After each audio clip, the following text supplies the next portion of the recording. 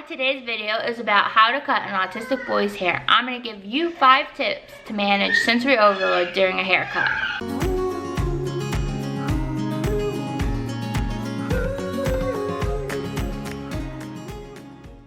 Hi guys. Okay, so let's get started with this video. So the first thing I want to tell you guys about is prepare. The better prepared you are and the better prepared your child is, the better this haircut is gonna go. So my tips in this specific portion would be is if you're gonna do the haircut yourself, to have all the tools that you're gonna need laid out on the table or on a cart or whatever you're using, and have it all lined up and ready to go, because you don't want to have to be running around looking for things or getting things, because they're not gonna have the attention span anyways. You have to have everything ready to go and really just be ready to do this as fast and as quick as possible, with keeping in mind their sensory needs. Number 2, the second part of this prepare bit is if you're going to take them to a salon, I would research salons or ask around in a local group and try to find out. You want to find a stylist who has experience and patience and can do the job quickly, but also take into consideration if your child needs a break or if something's not working, and that they're going to be involved in the process with you. You don't want to get someone who's going to make it even worse. So that would be the other part of prepare. And the last part of prepare is to explain to your child what's going to happen. We always do this with anything new or anything that's hard for them, is we sit them down and we explain what's going to happen step by step. So we'll say, today we're going to get a haircut, or in a day we're going to get a haircut. Sometimes to even do a day or two in advance or a week in advance is good, because it gives them more time. If you do it in advance, if you speak about it in advance, even if it's a couple days in advance and then again the day of, it works really well sometimes, because it gives them time for it to sink in and process. And then by the time you talk about it again, they take in a little bit more of it and they're really ready for it. So I really recommend that. Number 2 is to distract. The best way to keep them going, is to distract them, and there's a few ways that you can do that. You could bring a tablet along. We've done it before. I generally cut our kids' hair because I have experience cutting hair.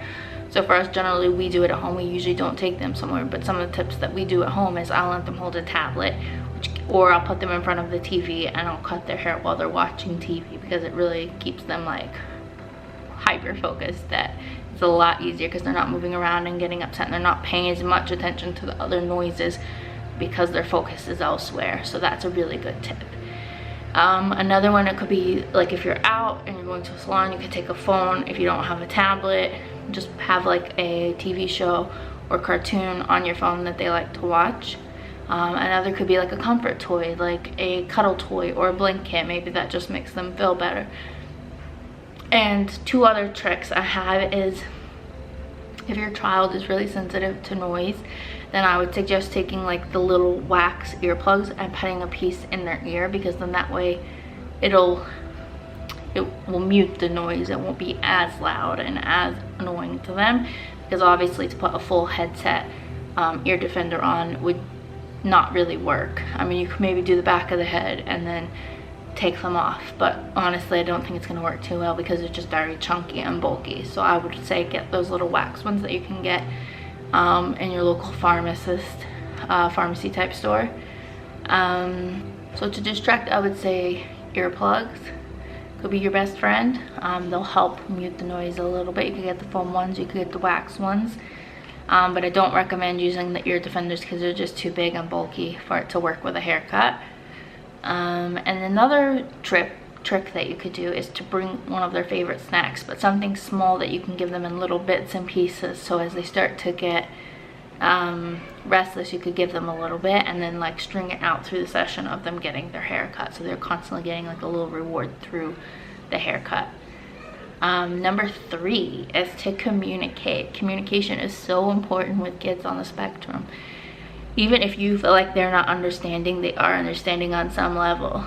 And preparing them and talking to them, and also having the hairstylist talk to them and walk them through what's going on, is really the best thing you can do.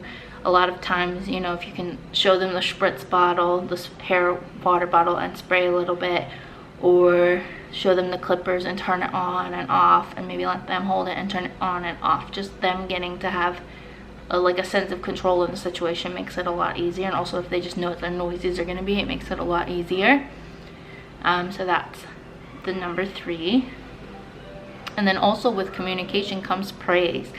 It's so important that throughout the experience that you praise your child and say, yeah, you're doing such a great job, I'm so proud of you, okay, just a little bit longer, we're almost there, I know you can do it. Positive, positive, positive, positivity. If you visualize it, you'll see it and you'll reach it, and your child will too. So that is a really big tip, is just keep it positive and really encourage them along the way. Is to give praise and be really positive through the experience. If they're struggling, you say, I know you can do this, just a little bit longer, and give them a little snack as a little reward for how far they've gotten already, and say, I'm so proud of you, I know you can do it just a little bit longer. And it really helps them. It helps them get through it. Number 4 is to manage hair. And what I mean by manage hair is the hair falling, especially with boys. Girls, the hair's longer. Generally, it's away from them more. It's more down the back because the hair's longer. But if you're getting a boy's haircut, I would recommend to either have a vacuum, a blow dryer, or a hairbrush. Not like a regular hairbrush, but like a sweeping hairbrush to get rid of the extra hair. So that as you're cutting, you can put the blow dryer on a cool setting and just use the air to lightly blow away the hair that's itching at them. Or vacuum, if there's a lot, you know, you can vacuum it off the back. But generally, like, a brush is like no noise, it's gonna be the best, and you can just sweep it away from them. But if they're really like, you know, like my one son, he has like always a really sticky face and everything sticks to his face, so when he gets a haircut, it's always like mush to his face and his neck, and he's like, I'm itchy. And so like the best thing for us then is the hairdryer and the brush combined, because the brush isn't gonna get it off by itself, and the blow dryer helps like push it away a little bit more. That's like one of the biggest issues we have, is like they get hair in their mouth and they get upset, or the hair gets on them even though we use a cape and everything, and then they get really upset with the feeling of the hair. So generally I would recommend also is to, like, right after they have their hair cut, if you're at home, is to put them in the bath. That's what we generally do, is I give them a haircut and then they have a bath, and so it gets rid of all the itchiness right away. And then number 5 is reward. Before we ever start the process, we sit down with them and we say, if you're a good boy, well, we do XYZ, then you're gonna get a reward. And that reward could be time on the Xbox, it could be getting an ice cream, it could be getting like a prize from the dollar store, something very cheap. It doesn't even have to involve money, it could just be something fun that they like to do at home. But if you give them a reward, it always works. It helps keep their focus, and if they get like antsy in the middle, you can just say, oh, remember, we're gonna do this and you're gonna get your reward, you're gonna be so excited. And it just helps keep them motivated and keep them on track, because they're gonna visualize and see, I want that thing, and they're gonna work for it. And the last thing really is just to, if they really need, you can take a break. I don't really recommend taking a break, just because I feel like once you break, sometimes it just like lets them build up, and then it's harder to get them back into the chair or get the haircut done. And I feel like a lot of times it's better just to move as quickly as possible, get as much done as you can, and move on, rather than break and start and break and start. Like, they generally, with my boys, it's like if I set an expectation, I say, okay, we're gonna go get a haircut, it's gonna take 10 to 15 minutes, and then afterwards you're gonna get a reward, then they're good with that.